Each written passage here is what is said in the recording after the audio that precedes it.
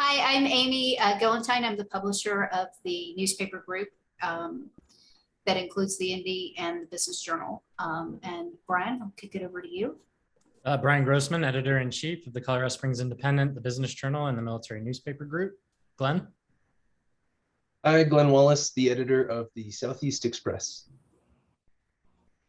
Hi, Bridget. I'm Helen Lewis. I'm one of the managing editors of the Indy and the Business Journal.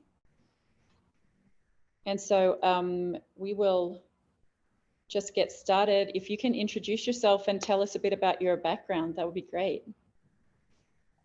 Yeah, so my name's Bridget. I moved to Colorado Springs like 2 years ago from Louisiana. A lot of my background is in social work. I'm studying right now to get my master's degree in social work with a concentration on in health equity and wellness. And a lot of my work has just been with people with disabilities and supporting them with like obtaining employment or learning life skills. So you're running for, I'm getting an echo, sorry. You're running for El Paso County Coroner. Can you tell us what makes you qualified for this position? Yeah, so first I want to say like I didn't intend to run for coroner. I was at the Democratic Assembly, and I found out no one was running for the office, and I was just wanting to, run in case the Republican Party decided to run like a controversial, like an extremist candidate. And it turns out there is someone that is running that I would say has kind of hyper partisan views. So I think I'm qualified in that I wouldn't bring like conspiracy theories and like opinions to the office. So let's talk about that a little bit. Colorado's in the minority of states left with an outdated system that doesn't require candidates to have any death investigation training or medical training in order to run for office, even though only pathologists can do autopsies under the law. What kind of problems does this create? I think it's like a fair, discussion to have about changing our qualification requirements for the office. From what I understand, like if there's not a pathologist, you might have to, reach out and bring someone else into the position. I don't know if I'm answering the question, but I think it would be a good thing to re-examine the current system we have in place. So the role of coroner has changed a lot over the years. These days, what do you think a community needs from its coroner? Something I appreciate about our current coroner is, and I think that is like important to the office, is like the focus on public health and seeing, the important risks that a community has and like doing some preventative work for the community. How well do you think our current coroner, Dr. Kelly, is doing in terms of running the office and in the programs that he's running in the community? I think he's doing a great job. I think he's like a good fit for the office, and I admire some of the initiatives he started. So tell us about your leadership style. How would you describe your leadership style and how has it changed over time? So I've only had like a small amount of experience in leadership, but I'd say I'm pretty like democratic. Like I believe in like working as a group rather than like a hierarchy. And I think that's how my understanding of leadership has changed. What do you see as some of the challenges in our community that need to be addressed by programs that the coroner could be involved in? Let me think about it.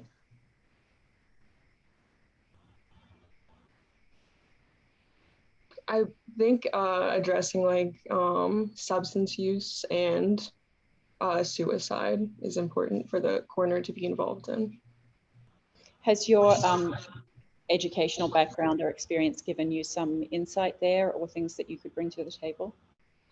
I think so. Like I know social work doesn't really seem like a direct relation to coroner, but it does have a lot of, similarities in like working with a bunch of different systems, and recently with my concentration, looking at the community level of health.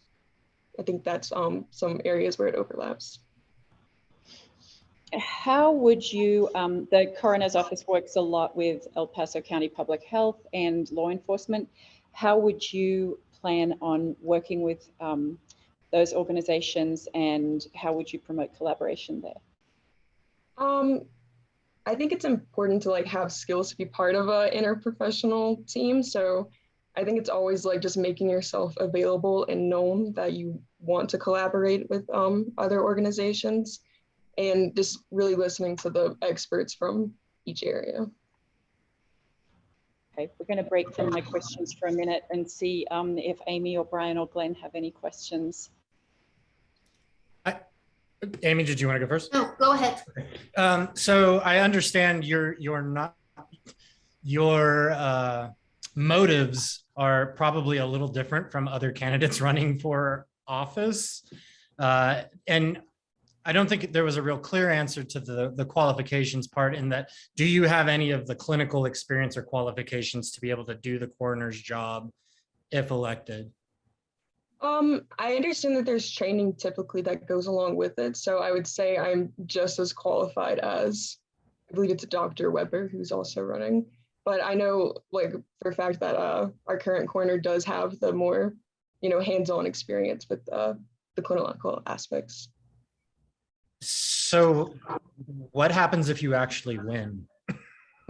Which is not a question we ask most candidates, but if you actually win the office, what happens next? I think I would just, do the job to the best of my ability and like listen to experts that are already in the area.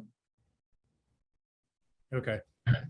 So if I'm hearing you correctly, and please, if I'm not, let me know, you would prefer that Dr. Kelly win the election? Yeah, that's like my main concern is I didn't want like voters to be stuck with one option, and that being like an extremist who doesn't, make scientific or evidence-based decisions. So I think he's a great coroner, and like I do have that preference. Yeah. But I know in the Republican Assembly, it seemed like Weber won like a big majority of the votes. Okay. Glenn, do you have anything?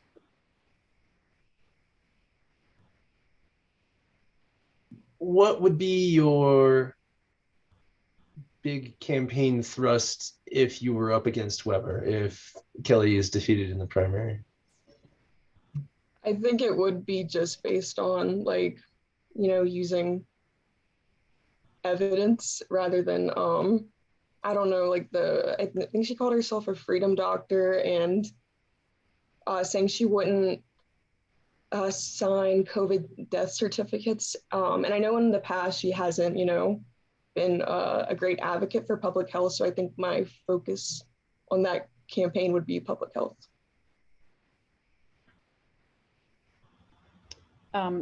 So some of the other concerns and challenges ahead for the county that have been mentioned are veteran suicide, teen suicide, fentanyl crisis, mental health, which you touched on. But in terms of those others, especially maybe the fentanyl crisis, what would your approach be there, and who would you be looking to work with to address that? I don't know if I can speak to that specifically. Like, I think I would just work with the public health organizations and listen to them and find out what role I could play in addressing that issue. So in the primary, Dr. Kelly came within 2 percentage points of being eliminated, as you've touched on, by somebody who can't work as a medical examiner. How do you think this can be prevented from happening again? Sorry, can you repeat the question? I don't think I got Sorry, it. I have a bit of an echo, so I slowed down halfway through the question. So Dr. Kelly came within 2 percentage points, as you've touched on, from being eliminated from re-election by someone who's not qualified to work as a medical examiner. What do you think is the path to preventing that from happening again?